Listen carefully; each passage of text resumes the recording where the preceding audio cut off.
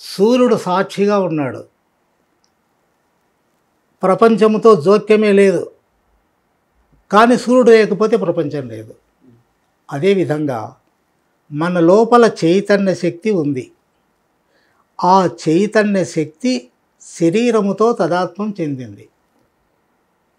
శరీరముతో తాదాత్మ్యం చెందినప్పుడు నేను అన్నావు.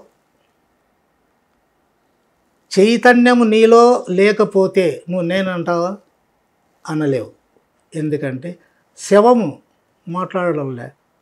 గాఢంగా నిద్రపోయినవాడు తెలియదు వానికి. కాబట్టి నేను అంటున్నావు. ఆ నేను అన్నప్పుడు చైతన్యం సహాయం లేకుండా నేను అనగలవా? ఎందుకంటే నేను అనేటువంటిది జడం. దానికి స్వతహాగా శక్తి లేదు. ఆలోచన అది. శక్తి దానికి ఆధారంగా ఉన్నందువల్ల చైతన్యము ప్లస్ జడము రెండు ఏకమైనవి.